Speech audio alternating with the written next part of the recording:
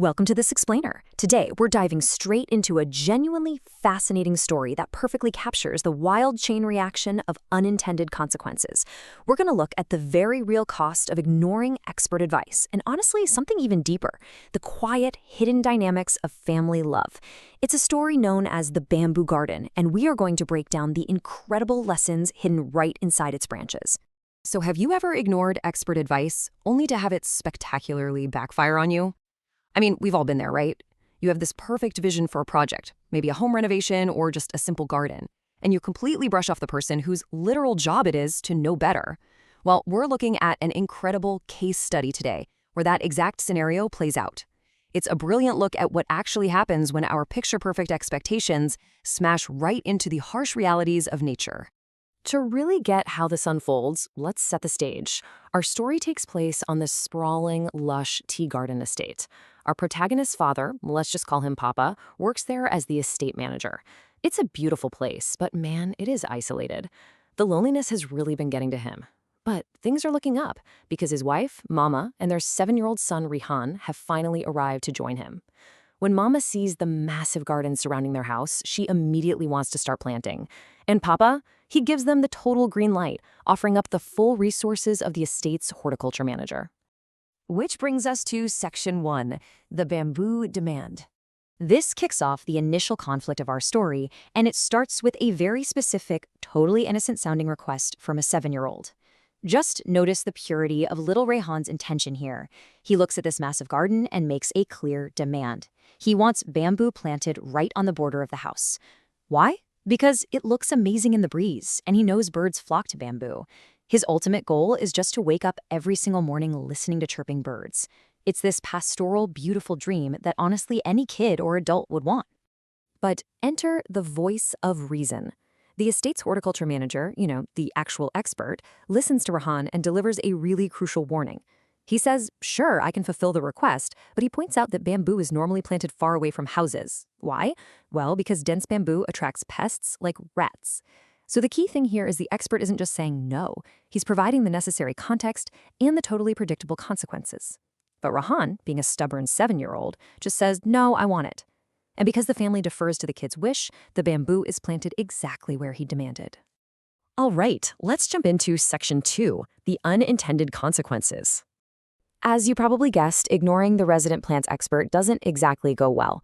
This timeline lays out the strict cause and effect chain reaction that turns Rehan's dream into an absolute ecosystem nightmare. First, the bamboo is planted around the compound. It grows incredibly fast, tall, and super dense. Second, exactly as Rehan hoped, the birds flock to it, giving him those chirping mornings. But then comes phase 3. One morning, Rehan absolutely shrieks. There is a rat in his room. The horticulture manager identifies it as a bamboo rat, drawn in by the dense burrows the bamboo provides, and then the manager drops phase 4 on them. If the rats multiply, the snakes are naturally going to follow to hunt them. The chain reaction is complete. If we contrast their expectation with the reality, the divide is literally night and day. The expectation was purely aesthetic, a beautiful breeze and the sweet sound of chirping birds. The reality, an active, thriving food chain right on their doorstep. We're talking bamboo rats digging burrows and the looming threat of snakes sliding right into their yard. Now, the expert does note that these rats are harmless to humans and the snakes aren't poisonous. In fact, the locals actually eat them. But come on, this is definitely not what this urban family bargained for. And this brilliantly illustrates the complex trap the family has built for themselves. They can't just call standard pest control. Why?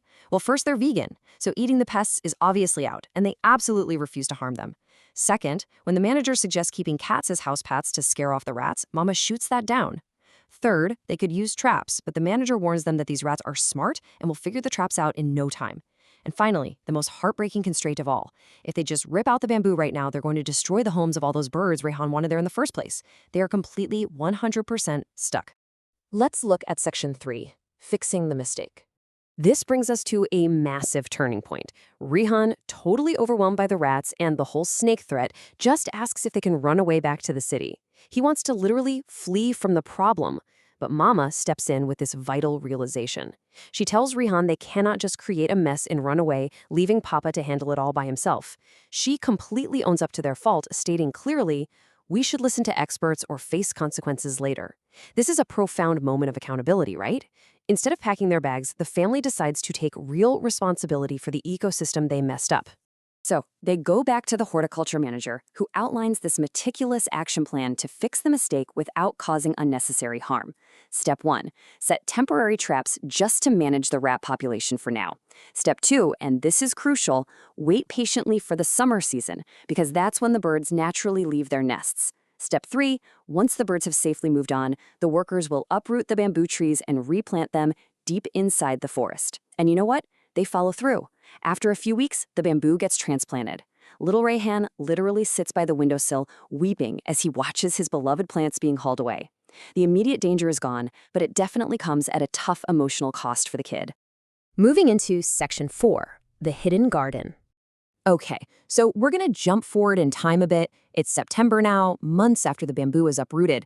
The horticulture manager takes Rayhan out to a clearing deep in the forest, and the boy finds this small, fenced-in area. Hanging right on the front gate is a nameplate that reads, Rayhan's Bamboo Garden. Inside that fence are his large, dense bamboo trees, absolutely teeming with birds and their nests. There's even a big warning board that says, beware of rats and snakes. It is a dedicated, protected sanctuary.